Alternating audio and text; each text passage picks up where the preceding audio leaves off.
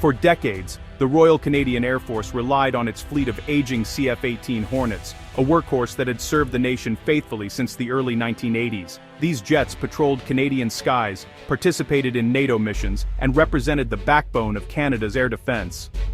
But, as the years passed, the world of aerial combat evolved rapidly, and the limitations of the CF-18s became increasingly apparent. The global landscape of military aviation was shifting, with new threats emerging, and adversaries investing in next-generation technology. Air forces around the world began to modernize, adopting advanced aircraft with stealth, speed, and networked capabilities that far surpassed older models. Recognizing the need to keep pace, Canada made a pivotal decision to acquire the Lockheed Martin F-35A Lightning II. This jet represented a generational leap in capability, offering stealth, advanced sensors, and the ability to operate seamlessly alongside allied forces. The F-35's cutting-edge stealth and sensor suite promised to keep Canada secure and interoperable with key partners like NORAD and NATO. The plan was ambitious. 88 jets would gradually replace the aging Hornets, ensuring Canada's Air Force remained relevant and ready for the future. This transition was more than just a hardware upgrade. It was the dawn of a new era in Canadian air power, with pilots training on state-of-the-art systems and the country investing in a modernized defense infrastructure. In February 2026, Canada celebrated the arrival of its first F-35, marking a major milestone in the nation's defense modernization efforts and signaling a commitment to future security. Yet, even as the first jet rolled off the assembly line, political cracks began to appear. Debates erupted in Parliament, with some questioning the cost, the procurement process, and the implications for Canadian sovereignty. The promise of cutting-edge technology collided with economic pressures and heated discussions over national independence. Critics argued that the F-35 program could tie Canada too closely to foreign interests, while supporters insisted it was essential for security. What began as a seemingly straightforward upgrade now forces Canadians to weigh the true cost of acquiring the world's most advanced fighter jet, and to consider what level of independence they might be willing to sacrifice for security in an uncertain world. The F-35 deal's stability was shattered, sending shockwaves through both Ottawa and Washington. This sudden, aggressive shift from the United States caught Canadian officials off guard, raising immediate concerns about the future of the country's air defense. In early 2026, Donald Trump threatened massive tariffs on Canadian aircraft and hinted at decertifying Canadian-built planes in the U.S. market. The announcement sent shockwaves through Canada's aviation industry, with manufacturers and workers fearing for their jobs and the country's economic stability. The official reason given by the U.S. was a minor regulatory delay, but in Ottawa, many saw it as a calculated power play, an attempt to force Canada's hand and remind its leaders who held the upper hand in the relationship. U.S. officials went further, warning that if Canada backed out of the F-35 deal, America might be forced to take over more of Canada's air defense responsibilities, raising questions about sovereignty and control. These threats quickly turned what was supposed to be a straightforward military purchase into a heated political standoff, fueling skepticism and anger among Canadians who felt their country was being strong-armed by its closest ally.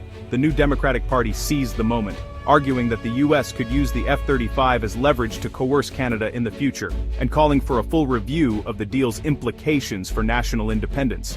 In response to mounting pressure, Prime Minister Mark Carney's government announced a pause on the deal for a comprehensive review, keeping only the first 16 jets on order, while the rest of the contract was put on hold. Instead of securing the sale, U.S. pressure triggered a passionate national debate about dependency, sovereignty, and the risks of relying too heavily on a single foreign partner for defense.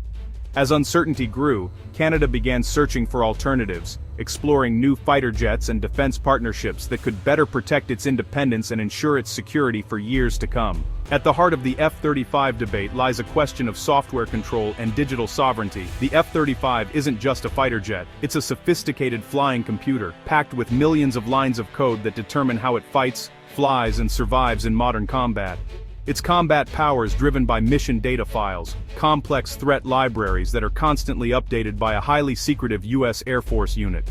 These files tell the jet what to look for, what to avoid, and how to respond to evolving threats, making them the digital lifeblood of the F-35 fleet. Every nation flying the F-35, with one exception, is dependent on this American team for critical software updates. This creates a fundamental dependency, as allies must wait for Washington's approval before their jets can adapt to new threats or even take off for certain missions. Israel stands alone. Its unique F-35I Adir variant allows the Israeli Air Force to independently modify and control its own software and mission data, a rare privilege that no other U.S. ally enjoys. For Canada, this means that, in theory, Washington could delay or even deny essential updates, potentially grounding the entire fleet during a crisis. The ability to fly and fight could hinge on decisions made far from Ottawa. Critics warn that this arrangement effectively gives the U.S. a veto over Canadian military operations, raising serious questions about national autonomy and the risks of relying on a foreign power for critical defense capabilities. The debate has shifted beyond hardware and procurement costs. Now it's about whether Canada is prepared to cede a measure of its sovereignty for the next 40 years, tying its Air Force's effectiveness to another nation's decisions. The F-35's tightly controlled software structure has become a central point of contention, symbolizing the broader struggle between technological advancement and national independence.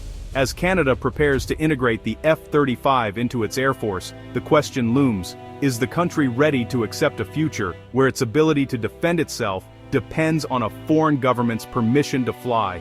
The answer to this question will shape not just Canada's air power, but the very definition of its sovereignty in the decades to come. As doubts about the F-35 grew, the Swedish Saab Gripen emerged as a serious alternative. The Gripen's appeal: full operational independence, with Canada able to control software, mission data, and upgrades. Saab promised domestic manufacturing and jobs, aligning with Canada's economic priorities. The Gripen's rugged design suits Canada's vast, remote regions, operating from short or improvised runways. Critics argue the Gripen is a generation behind the F-35 in stealth and sensors, and warn of logistical headaches from a mixed fleet. The debate split the nation's sovereignty and jobs versus top-tier technology and U.S. interoperability. Polls showed strong public interest in the Gripen, making the fighter jet choice a national conversation. The question: should Canada prioritize independence or stick with the U.S. for military advantage? The answer could redefine Canada's defense partnerships for decades. The F-35's soaring costs have fueled public skepticism. The original $19 billion price tag ballooned to nearly $28 billion, with delays and overruns. In contrast, Saab's Gripen pitch centers on domestic manufacturing and 12,600 new Canadian jobs. The F-35's economic benefits are less certain, with most contracts going to U.S. firms, despite promises of Canadian industry participation. Critics say Canada is buying into economic dependency, not just a jet. The choice is now about more than defense. It's about jobs, industry, and fiscal responsibility. F-35 means high costs and uncertain returns. Gripen offers jobs and control, but less stealth and interoperability.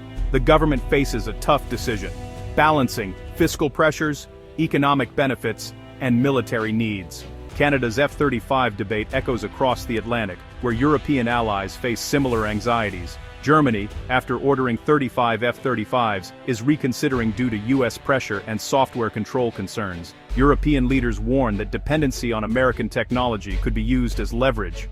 The Canadian Review is a case study for Europe, where reliance on U.S. arms is rising, but trust is eroding. The EU is investing billions to build its own defense industry, seeking autonomy from Washington. If Canada pivots to the Gripen, it could inspire other nations to follow, challenging the F-35's dominance. A Canadian cancellation would send shockwaves through NATO and accelerate Europe's push for military independence. The world is watching Ottawa's next move. Choosing a new fighter jet is a generational decision, locking in alliances, infrastructure, and doctrine for decades. The F-35 cements Canada's partnership with the U.S., ensuring interoperability but deepening dependency. Opting for the Gripen would mark a historic break, shifting jobs and influence to Europe and asserting Canadian autonomy. The precedent of Turkey's ejection from the F-35 program shows how hard it is to repair such rifts. A Canadian cancellation would reshape the defense relationship with Washington, with unpredictable consequences. This choice will define Canada's identity on the world stage. F-35 signals confidence in the U.S. alliance. Gripen is a declaration of independence. The decision is about more than aircraft. It's about the kind of country Canada wants to be. The stakes could not be higher. Canada's fighter jet debate boils down to one question: advanced technology or absolute control. The F-35 offers unmatched capability, but at the cost of relying on US-controlled software. The Gripen promises sovereignty and jobs, but less stealth and integration with American forces. This dilemma forces Canada to confront its relationship with the US and its own strategic priorities. The F-35 issue has sparked a national reckoning over independence versus alliance. Prime Minister Carney's decision will shape Canada's military, industry and foreign policy for decades. Will Canada bind itself closer to the US for technological power, or choose strategic autonomy? The fate of 72 jets has become a symbol for Canada's future, partner or master of its own house.